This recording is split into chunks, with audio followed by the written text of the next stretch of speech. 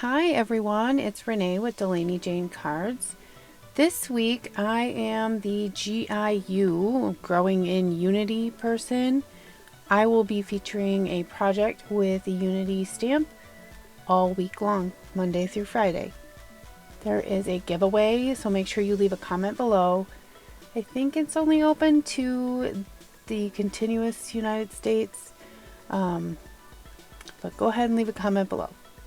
So today I am featuring this cute little owl in the Itty Bitty line by Unity. It's actually called Great Day Owl. I just love their little itty bitty line. You can get a whole card, a whole idea, just from one little very inexpensive stamp.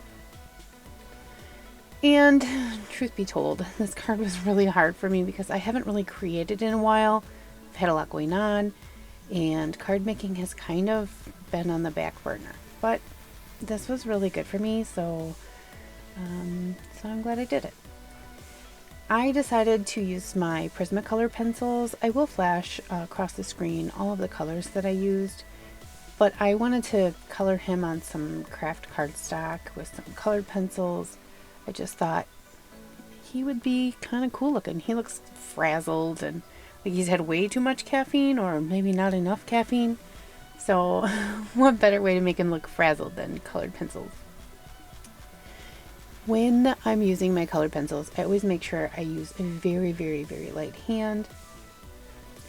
And this little character here, I needed to fill his eyeballs in. I don't know, characters come to life when I do their eyeballs.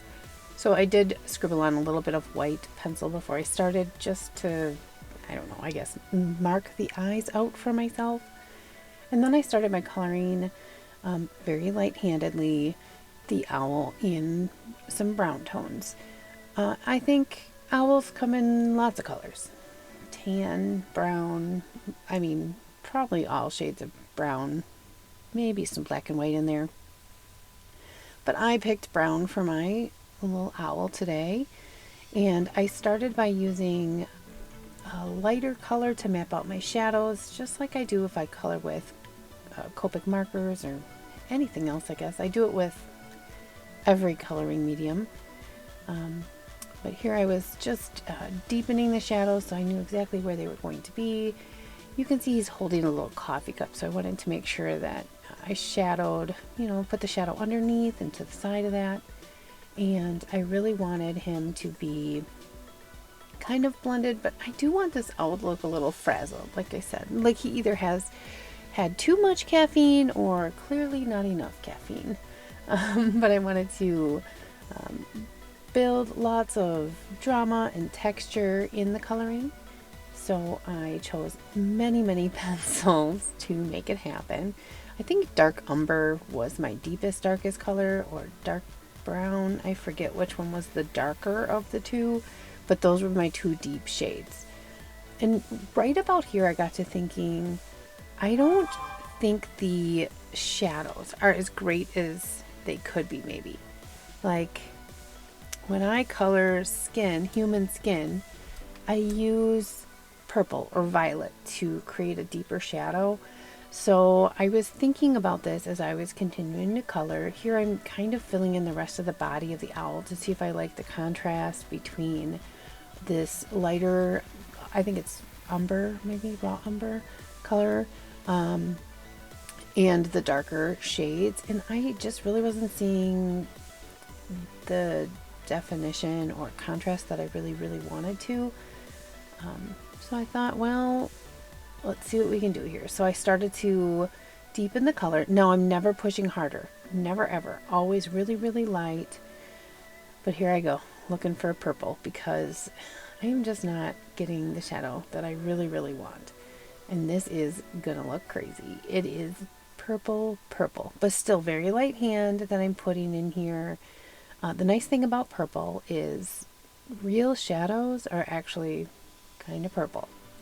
So I am blending over this purple with a little bit of the brown, and that kind of knocks down that purple and turns it to more of a gray when you see it, which a gray, blue, purple is what real shadows look like. And I think I get a much better colored image if I use purple instead of black and white or dark gray. I think sometimes that can muddy the situation a little bit, and purple's got a lot of light and life to it, so I think it helps. So I did add a little bit down there on the body, and I really liked how it turned out. So then I'm going to go ahead and add just a little bit of this purple up into the face. He's got that scarf and that hat on, and those are going to shadow his face a little bit. This crazy, I guess his feathers, but it looks like his crazy hair. He is definitely in need of probably more caffeine. So I just added that little bit of purple, and then here I'm going back with those deeper, darker browns and just reinforcing that shadow there, just to make sure that it looks like a shadow. And then I thought, well, if I add a little bit of gold, he might look kind of fancy. I don't know. He's a fancy owl. I don't think every owl drinks coffee, but fancy owls clearly drink coffee. And I thought gold would make him fancy. So I did add a little bit of gold into him. And you can kind of see it in the light, and it does add a different hue. Animals are not just one flat color. So I think, I don't know, I think he can be any color I want him to be. But clearly he's golden, brown, and purple. So here, just reinforcing those shadows. The eyes here, now I know I actually did not Google an owl. I should have, because I'm assuming that's supposed to be a darker color, maybe, I don't know, lighter color. I kept it lighter than the background color. It's those feathers that are around their eyes that make it, so it's probably supposed to be lighter. It makes it so that a predator would think they have giant eyes and they're a giant animal. So I did make it a little bit lighter. You can definitely tell the difference between those feathers around his eyes and his eyeballs and the rest of his feathers. Here I added a little bit of this goldenrod in for the beak and the feet. I actually think the feet are probably darker, but I went with that. You know, he's drinking coffee. He can't be all that accurate. I reinforced a little bit of that white on the eyes, and then I decided on some pattern paper because I wasn't sure what to color that scarf and hat, and I decided, not coloring it. I am going to paper piece it because it is one of my most favorite techniques, and since I haven't really made anything in a while, I thought, why not go back to some of my favorites, because they'll make me happy. So I pulled this My Mind's Eye pattern paper out. It's called Notable Collectible, or Collectible Notable, and it's pretty old. So I did stamp the whole owl, and then I cut out these couple of little pieces, and I cut them basically right on the line. And then I did add a little bit of shading with a gray colored pencil. My owl is shaded, so I couldn't exactly put flat paper down. I mean, you could, but it wouldn't look as good, in my opinion. So I did shade it just a little bit. The end of the scarf that wraps around his neck, and his little hat. And then I used this brown marker. It's a water-based marker. It's not an alcohol-based marker like a Copic marker would be, so it doesn't bleed into the paper, but it'll help finish the edges of the raw cut edges so you don't see the white core of the paper. And I don't know where my black marker is, so I used brown, which was fine because it's sitting on a brown animal on a brown piece of paper, so brown worked just fine for me. I'm going to probably have to locate the other marker before I make another card, but brown was fine. So if you see brown marker again, it means I did not locate black marker. So I'm just going around the edges here. I'm trying to make sure that the front of my piece of paper is away from my marker. So if I slip with the marker, I was drawing on the back, not on the front. And before I adhered those pattern pieces, I decided to color in the coffee cup. At this point, I still wasn't sure what my card was going to even look like, what size. That's why he stamped on like a giant piece of paper. Just wasn't sure where we were going to go with this. So I colored in the coffee cup, and then I shaded it with a little bit of light blue and some gray just to add a little bit of shading. And then I adhered my little pieces of paper. I used art glitter glue. I have that super fine tip on it. But it was sitting upside down in my craft room, and I will say it didn't want to work right away. I did cut that part out, but I got it working, and it's working fine. It is one of my favorites because, I don't know, you can move stuff around with liquid glue. It just works good. So I pulled a couple more pieces of pattern paper out of that paper pad, and I am going to use the rest of the sheet that I paper pieced out of. And then I crazily, is that a right word? Like a crazy person, decided to hand trim this owl out. I mean, he wasn't that bad. It took me less than 5 minutes, and it wasn't that big of a deal.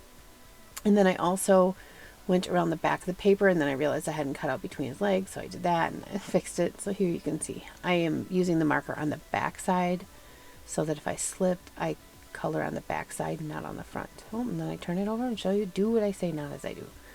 I decided on my sentiment, which is just one of those pattern papers just turned over, and decided to stamp this in that same ink on 3 blackout ink, which is a hybrid ink, so you can use it for all sorts of things. It's one of my go-tos because oftentimes I have no idea what I'm going to color my image with or anything, so I used it quite a bit. And then I trimmed this little sentiment out with my trimmer here and got a little rectangle. And then this pattern paper on the back of it had all of these stripes of the different papers that were in that paper pad. So I wanted this little piece of like aqua blue. I don't know. I just felt like I needed something else to go with everything. Here I am starting to add all of the pieces for my card together. I'm using some ATG. I did add a little bit of that liquid glue there just to make sure that I could slip it around in case I didn't get it all the way to the edge, because once you stick it down with ATG, you're pretty much stuck. So I added that all the way to one side, and that's the same floral paper that I cut the scarf and hat from. And then I'm adding this little tiny strip that I cut off of that back of that one piece of paper. So now I have these other 2 little rectangles that I trimmed out. I thought that sentiment could sit down in the lower corner. Just think that it helps, I don't know, make it interesting to have things not exactly centered. So here I've got this yellow-ish rectangle with my sentiment, put on there. And now I'm going to adhere this down to the bottom. I'm using that liquid glue again because I want to make sure that I get this straight, and when I stuck it down it is not straight. So here's me just smooshing it around, make sure I get it at least looking kind of straight. I could have got my calculator. I could have got my ruler out, but that would have been too much effort. So I just smooshed it with my fingers until it looked fine. Here I'm adding my cute little owl. He is all colored and cut out and paper pieced, and he's got so much character and personality. I just love him. He's so cute. I was very proud of myself for, coloring him. I decided to reinforce that white around, his eyeballs. I would say around his eyes, but it is his eyes, with a Jelly Roll pen. This is a 0.08 Jelly Roll pen. The 10 is my favorite, but this is the one I had. I added a couple of little highlights to the coffee cup here, and then I adhered this whole panel down to a piece of craft cardstock, which is the same cardstock that I colored on to kind of coordinate the tones, and it should tie everything kind of together. I think he's cute for the first card I've made in quite a while. Made sure he's all straight and even, and now I'm going to add a little bit of black glaze pen. Now this leaves raised, shiny dot. Well, it's raised and shiny, so whatever you draw or write, it'll be raised and shiny. And then I'm just double checking my white here, making sure that it looks good enough. You never need to be perfect. Good enough is fine. And then I tried to use the white gel pen to highlight the beak, and that didn't work because that colored pencil was pretty glossy over top of that. So I added a little bit of a highlight with a white colored pencil. Now here is that little tiny Unity itty bitty stamp set and my card, and here is the card base. I did stamp that image again on the inside of the card base. I wasn't sure what else to add if I wanted to decorate it differently, but that little owl will be great. You can write over it if you need to, and I think he turned out pretty splendid. You'll have to let me know what you think. Make sure you leave a comment below for your chance to win. We'll be announcing the winner next week. Thank you very much. Have a great day, and as I always say, give cards generously. Bye!